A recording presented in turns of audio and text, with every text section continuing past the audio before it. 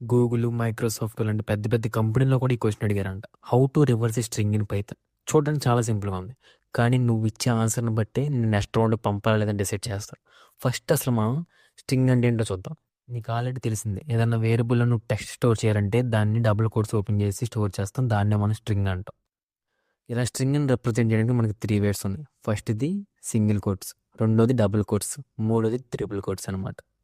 స్ట్రింగ్‌లో ప్రతి క్యారెక్టర్‌కి ఇండెక్సింగ్ ఉంటది. అంటే ప్రతి క్యారెక్టర్‌కి ఒక పొజిషన్ ఉంటదని అర్థం. స్లైసింగ్ అంటే ఉన్న స్ట్రింగ్‌లో నుంచి మనకు కావాల్సిన పార్ట్ తీసుకోవడం. దానికోసం మనం ఈ ఇండెక్స్‌ని యూజ్ చేస్తాం. Start to end positions. నువ్వు బండగా గుర్తుపెట్టుకోవాల్సింది స్ట్రింగ్స్ ఆర్ ఇమ్యూటబుల్. అంటే ఏంటి బాబాయ్? స్ట్రింగ్స్ అనేవి మళ్ళీ మారవని అర్థం. ఒక్కసారి నువ్వు స్ట్రింగ్ క్రియేట్ చేస్తే దాన్ని మార్చడానికి వీల్లేదు. కావాలంటే మార్చడానికి ట్రై చేయి, నీకు ఎర్రర్ వస్తది. కావాలంటే కొత్త స్ట్రింగ్ క్రియేట్ అవుద్ది కానీ నీకు మార్చే ఛాన్స్ అవ్వదు.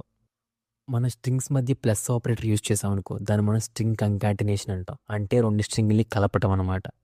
ఇలా మనకి స్ట్రింగ్స్‌లో చాలా ఇన్‌బిల్ట్ ఫంక్షన్స్ ఉన్నాయి. అంటే అప్పర్ అని, లోవర్ అని, లెంత్ ఆఫ్ ద స్ట్రింగ్ అని, స్ప్లిట్ అని, ఫైండ్ అని అలా చాలా ఇన్‌బిల్ట్ మెథడ్స్ ఉన్నాయి. అవన్నిటి గురించి నీకు పీడిఎఫ్‌లో క్లియర్‌గా ఎక్స్‌ప్లెయిన్ చేశా. సో, నీకు స్ట్రింగ్స్ అంటే ఏంటో అర్థమైంది. సో, ఇంటర్వ్యూలో అడిగిన question how to reverse a string in Python. దీనికి ఆన్సర్ చూద్దాం దా. నువ్వు దీనికి ఆన్సర్ ఈ 2 విధాలుగా ఇవ్వచ్చు.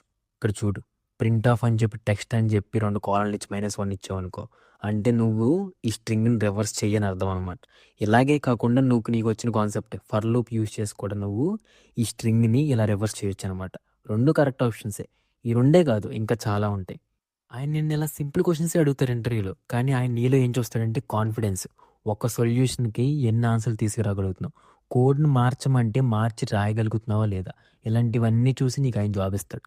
ఇవన్నీ ఎలా వస్తాయంటే నువ్వు ప్రాక్టీస్ చేస్తేనే వస్తాయి. సో, ఈ అన్నిట్ల కోసం ప్రాక్టీస్ క్వెషన్స్ అన్ని వాట్సాప్‌లో పెట్టి నీకు క్లియర్‌గా యూట్యూబ్‌లో కూడా ఎక్స్‌ప్లెయిన్ చేశా. డే 11 మిస్ అవ్వకుండా ఉండాలంటే అకౌంట్‌ని ఫాలో చేసించు. See you tomorrow. బై.